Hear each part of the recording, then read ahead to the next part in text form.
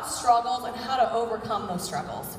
We all signed up for $99 as a brand new distributor. We took that leap of faith and said yes. And you know what? We struggled to get those first 4 loyal customers, each and every one of us. We also struggled to get those distributors right off the bat. We struggled to go Ruby, but you know what we never did? Is we never gave up.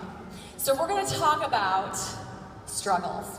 And we're going to talk to Kim about what it looked like for her as a brand new distributor and what struggles she specifically dealt with. So Kim, when you signed up as a brand new distributor, in what year again? 2012. Okay, so almost 4 years ago. What did it look like for you? Was everything perfect? Oh gosh, no. I mean, when I first got started, I saw the opportunity. I saw what I could make $600 and that would be really neat. But I had no clue what I was doing. I was in hotels. I didn't know how to sell a wrap. I mean, I avoided the sales department in the hotels because I didn't want to ever do sales. So I had no clue what I was doing. So that, and me being a green, that didn't sit well with me because I need to know, what am I doing? And you can't do that in this business. So you just got to run with it. So I love that you said you're a green. And all of you that know that personality color is something that they have to know everything about, everything before they got started. But you didn't do that. So you overcame that very quickly. Yes, I did. Do you want to talk about that? Okay, so what I realized was, even though I didn't know what I was doing, I saw your store. You had just promoted to ambassador in October that year, and I saw Chrissy DeJesus. I saw what they were doing, and I realized that they were normal. And if they could do it, then I could do it. They were staying home with their kids, I could stay home with my kids. So when I got that knowledge, I got this fire inside me, and all I wanted to do was go tell everyone.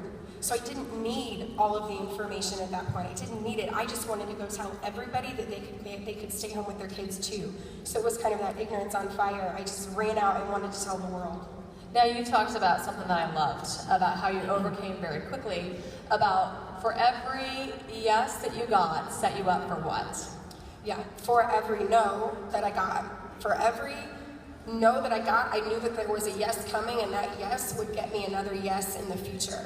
So I went out and I was determined to get 5 more no's because I knew I was going to get a yes. And that yes, when you get that yes, that emotion, when you find somebody that needs this business like you did, that feeling, you're on top of the world, it pushes you through the next 5 no's to get to your next yes, because you know that you're helping people do the same thing that you're doing. I love that, because we are going to get no's. Yes. And we're going to get a lot more no's than we do yeses. But we don't need all yeses, guys. We just need a very few yeses to get another few yeses, then get another few. So thank you, Kim. Yep.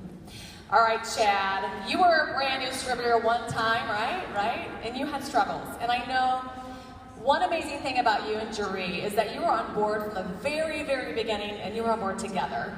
Now, most couples, the men come in later in the business, but you were pretty on board right in the beginning. So talk to me about your particular newbie struggles as a brand new man, because there's a lot of men out in this crowd. As a brand new man in this business, what did your struggles look like?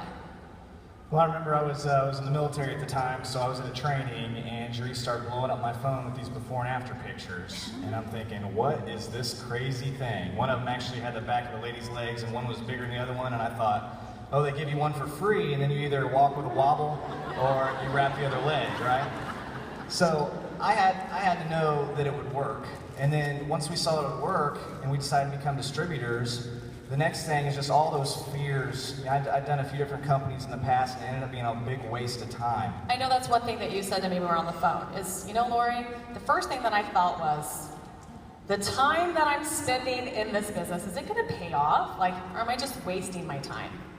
Yeah, and that's one thing I was worried about, because I knew that we would have to go out and share this with people, and I knew we would need people to enroll as customers and distributors, and I was just, will people think I'm silly, for recommending this, or think this is ridiculous? Will they believe that it could actually work enough to let us try it on them? I love that. So how did you, I know you talked a little bit about overcoming that, but more specifically, you saw that fruit right away when you got to work, right? Right, we did, and Jeree wrapped and had incredible results right away, and then my sister did, and then my mother-in-law. So I had those pictures in my phone, and the before and after pictures, and I was so excited about that, I just started sharing them with people, and Jeree sharing with people, and we just kept... You started rapping. You started rapping right away. You said, the one that raps the most wins, right? That's what we knew, was put the raps on people. Whoever raps the most people makes the most money. So all we knew was rap people. Rap, rap, rap. Rap. And then rap leads to those weekly bonuses. And I know you said that made a world of difference for you and your family.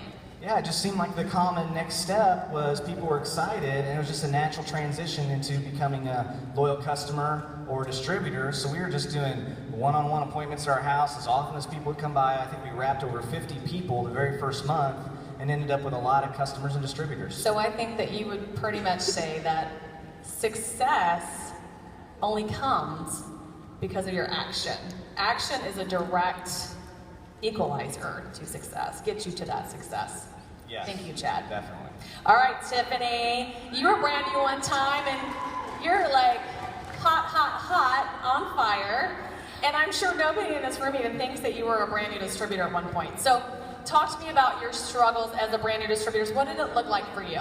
Okay, so my struggles as a distributor are probably a lot of the same ones that you guys have. So I want everyone in this room who has a hater or a doubter or someone telling them that they're not good enough for this business or that they can't do it, raise your hand. Now look around, right? So pretty much the entire room, we all have someone that's telling us that we can't do this, that you're not good enough, but I'm just here to tell you that you need to push through that. Because no one is coming over on Friday when you get your paychecks to help you pay your bills, are they? So don't listen to what people have to say about you. Push through that. Listen to your why.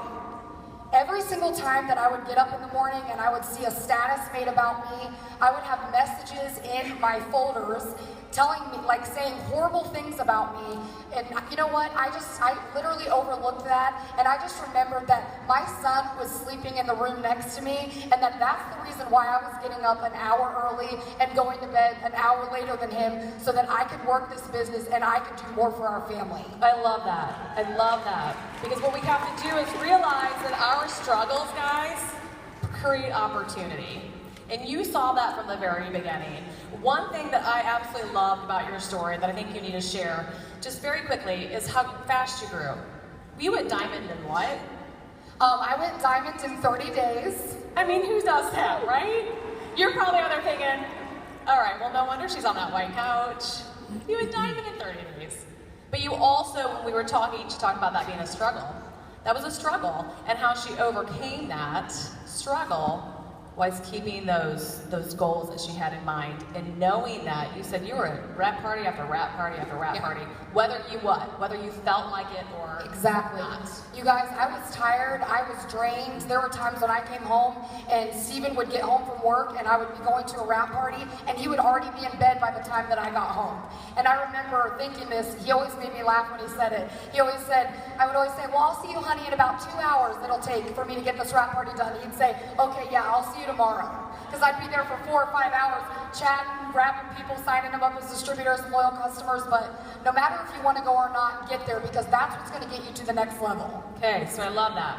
So, as you can see, they're all sitting here on the white couch today. Okay, so how do you go from a brand new distributor with those newbie struggles to overcoming those hurdles to find the success that you're looking for, whatever that is, whether it's ruby, emerald, diamond, ambassador, or white couch mound?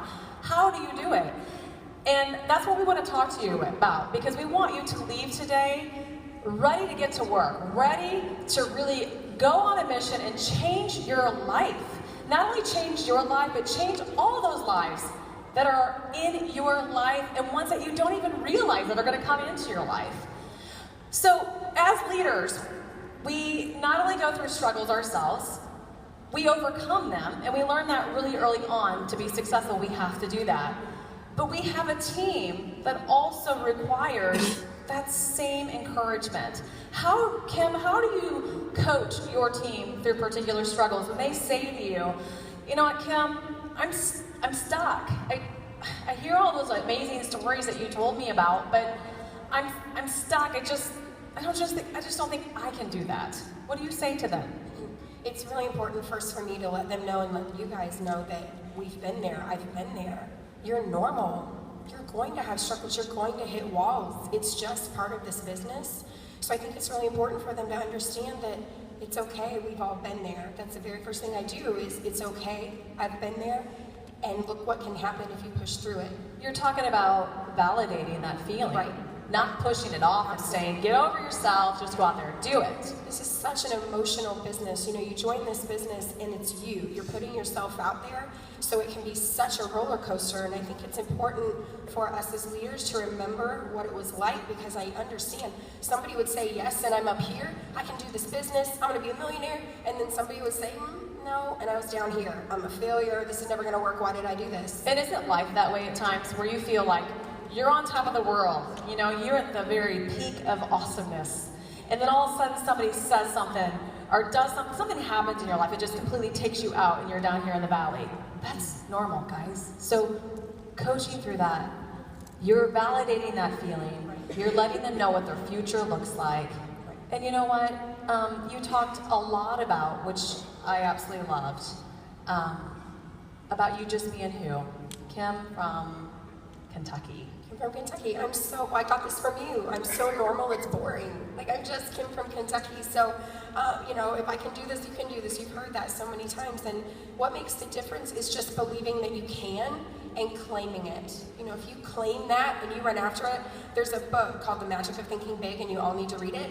And in that book, it says, you know, when you claim this and you believe that big things are going to happen, your actions follow that. So, you know, 2 years ago, Tiffany Cunningham, my president, reminded me of this. 2 years ago, I told her, I said, Tiffany, I'm going to go make $1 million, and I'm going to bring you with me. And that's exactly what has happened. You have to claim it. You have to put it out there and then run after it with everything you have. Believe it, or nobody else is going to believe you. Gosh, I love that. I love it. You are not just Kim from Kentucky. You are an amazing girl. Just kidding. And you know what? You I may like be, pajama pants. right? She's amazing. And she may be so normal, she calls it boring, but you know what? That's the awesome kind of normal that I like. That's my kind of normal. So I love you. All right, Chad, talk to me a little bit about helping your team and coaching them through struggle. I know your biggest struggle as a brand new distributor, you're talking about like you wasting your time. Like, I don't know that I can give my time to that because I really don't have the time. How can I fit something else into my life? Especially if I'm not really sure it can change my life. So talk to me about how you coach that brand new distributor, or even maybe that distributor that's gotten in, you know, was on a high and now has hit a low. How do you coach them through that?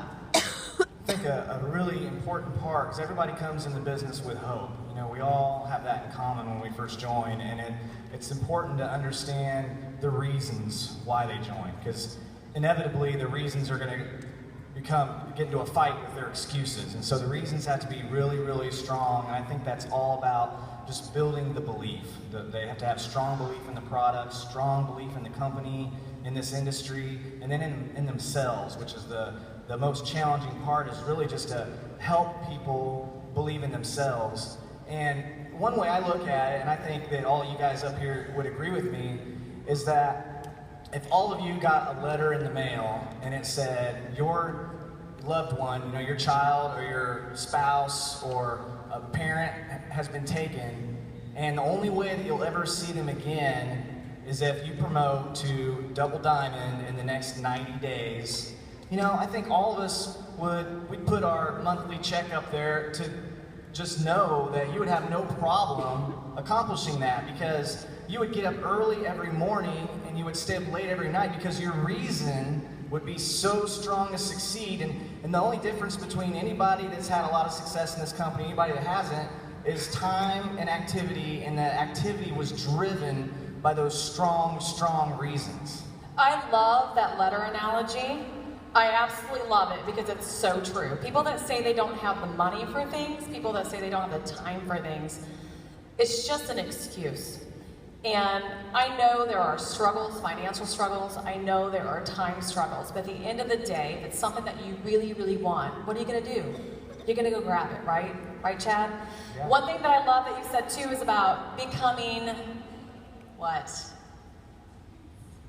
Yeah, so you have to, it's just this idea of being fearful and going through the struggle and through the process and through the valleys of becoming fearless. You know, if you look at 2 Timothy 1:7, it says, "For God has not given you a spirit of fear and timidity, but of power, love, and self-discipline." So there was actually a lyric the other night that blew my mind. It said, "Love destroys fear."